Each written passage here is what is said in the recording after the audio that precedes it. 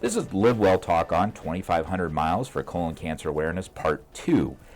I'm Dr. Dustin Arnold, Chief Medical Officer at Unity Point Health, St. Luke's Hospital.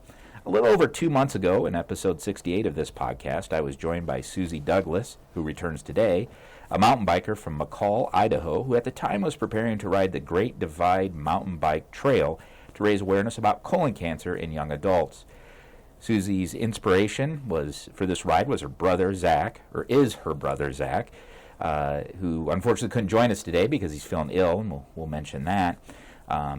Last year, Zach was diagnosed with stage 4 colon cancer at the young age of 38 and is currently receiving active treatment for that and support from our team at the Helen G. Nassif Community Cancer Center. Today, Susie returns to the podcast to talk about her ride and the care brothers received thus far. Welcome back. Thank you. Thanks for having me. Nice to have you here. Yeah. I mean, last time we met, it was over the phone. It was, so it's nice to actually meet you. Yeah, nice.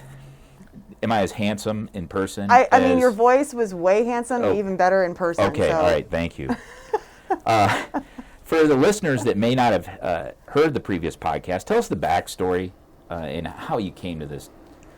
So my brother last year in July was diagnosed with stage 4 colon cancer, as you mentioned, and so I moved to Iowa to help support him. And during that process, obviously, cancer costs a lot of money for treatment, et cetera. And it was a year into his treatment, and I decided to. Can you guys hear me okay with this? Okay. Decided to go ahead and try to raise some money for him, and he denied it and said, "I'd rather you give this to Nassif Community Cancer Center." And then he gave me the reasons why, which is it's been a fantastic support for him and his family and for all the people that are being treated there. And so I decided, why not ride a bike, which is something I really, really love to do, and decided I was going to try to go across the country because that's what sane people do. At least it was downhill, though, right? Right, it was down. I think you mentioned that before. Yeah, no, it wasn't downhill. Yeah. Now, how out of curiosity, how far had you ridden before in one time? I've done a 3-week bicycle tour of New Zealand at one time, and another 3-week tour of New Zealand. But I've never done as far as we had accomplished, which was 818 miles, probably 850 miles is what we accomplished. In New Zealand? No, on the Great Divide. Okay, all right. Let's talk about the ride itself. What were some of the experiences that you had during that time? Oh, man. Tell us some anecdotes and some funny stories. I would say don't get on a bike for that long of a period of time without wanting to do some work on yourself, because you are in a saddle all day for 9 to 10 hours a day in your head. There's no anything to distract you besides the beauty of nature. So you're going to get a lot of work done internally. So that was really interesting. I think when it came to the self-work, there was a lot there. When it comes to the beauty, it was great being able to take a dip every night into a nice cold spring, mountain-fed springs. That was beautiful. And then just all the wildlife and sunsets, sunrises, living simply. I think, having 2 pairs of underwear, a pair of shorts, these things that all of us have so much stuff that ties us down. I think that having so little was made it so much more enjoyable to be able to hop on the bike and keep going. But I would say living simply, we don't need that much.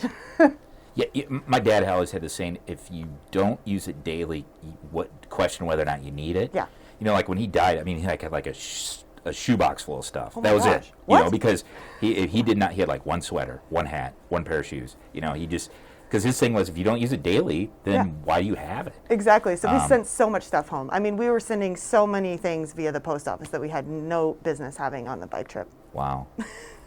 Well, 2,500 miles is a long way, and for listeners that don't live in a country that put a man on the moon, that's 4,000 kilometers. So our international listeners can know that. Now, the ride, you had a health concern. It was cut short. Yes. Tell us about that. Yeah. So this year I was diagnosed with an autoimmune disease, and I've been treating that holistically through food and basically lifestyle changes. And I knew that would be a challenge, and it was. It ended up, I had quite a few flare-ups on the ride, so it was quite painful. And so I decided to try to lead by example, and this ride was based on health, on the premise of health, and my health was suffering to the point where I just didn't feel right about doing it. If I'm doing a fundraiser for health and us paying attention to our bodies and what it's telling us, my body was telling me to stop.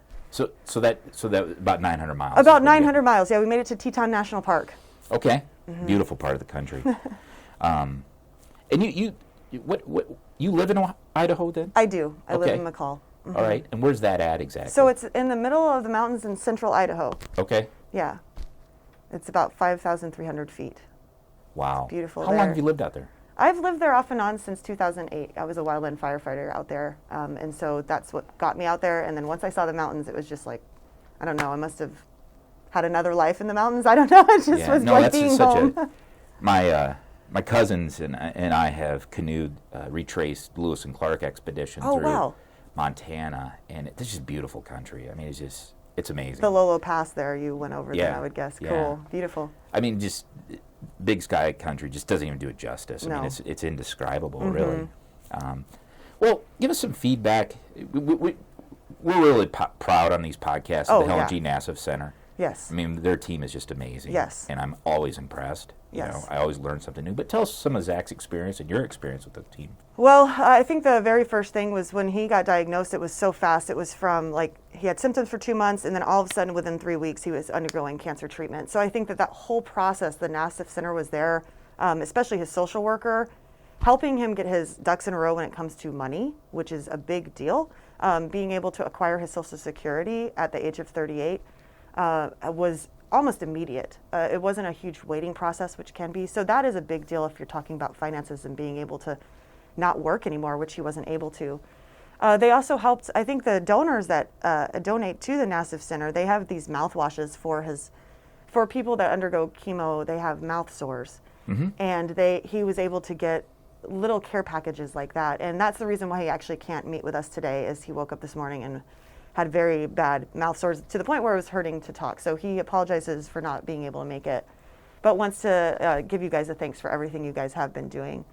And I think that for myself personally, how I benefited from it, first of all, the social worker was there to talk to our family, especially my mom, when it came to questions on how to proceed with being a caregiver or being a person who's supporting somebody that's going through cancer and how to be there for them. And the social worker was there for that. But for me personally, seeing the way that you guys have really run with this fundraiser and were there to support me every bit of the way, Chris and Danielle and you and the whole team that was there, that were doing podcasts and interviews with specialists that would go over colon cancer and why it's so prominent in younger adults now and why it's increasing. And just the support that you guys have done to educate others. My hope is that this message has been at least given to one person that called a doctor or asked a second opinion or got a colonoscopy. Chris himself told me that there was 78,000 clicks on our information that was out there with the Nassif Center. And if you do the math, I would think statistically out of 78,000, maybe one person got the message and maybe one person's life was saved. And that's enough to just say, way to go, Nassif Community Cancer Center. Absolutely. I mean, a friend of the podcast, Dr. Abramson, who's a gastroenterologist, he can articulate very well that it is showing up in younger people. Mm-hmm. And you want to be weary of the tyranny of the anecdote, but it also seems like it's more aggressive in the younger people than the older. And that might be just a point of perspection because some perspective because the patient's so young. Uh-huh. But it definitely it's become more apparent.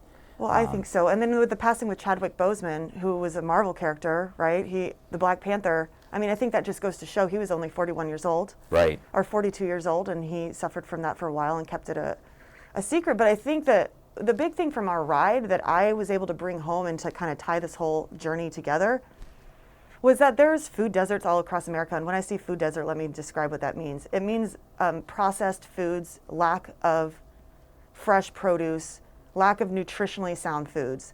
So that was something that we suffered from big time on the ride. And those are where people live in these communities, where they're eating boxed foods the whole time. Well, with the recent derecho here, yes. I mean, I think we had that perspective. You lose electricity and you lose your food supply. Yeah. And it became pretty apparent that to the degree, and we'll do another podcast about this, that the medical staff helped establish a food bank for the employees just because of the need. You're absolutely right. Yeah, I mean, people they don't have refrigerators, they're not able to eat healthy. Well, bringing it back to what the doctor said, what he was saying is that a lot of this has to do with diet. He gave me a very hard time because I was eating French fries that were very salty and they were delicious.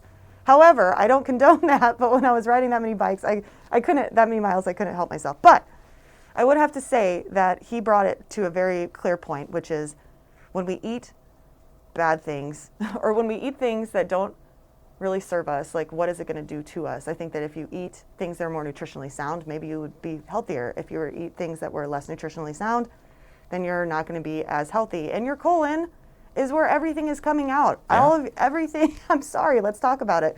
Like, you eat bad foods, what's going to be stuck in your colon? So, I think cancer. Right, exactly. And I think a good rule of thumb is you look at your teeth, and you should eat what your teeth can eat.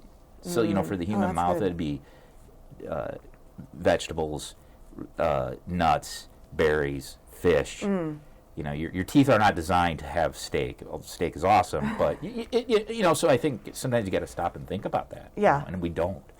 So, well, Susie, thanks for coming. Of This course. was fun. It was fun to meet you. Oh, yeah, nice to meet you And as again, well. this is Susie Douglas. So far, Susie has raised around $4,000, but there's still time to contribute to the 2,500-mile For Colon Cancer Awareness Campaign. To learn more, visit communitycancercenter.org/2500 miles. Thank you for listening to LiveWell Talk On.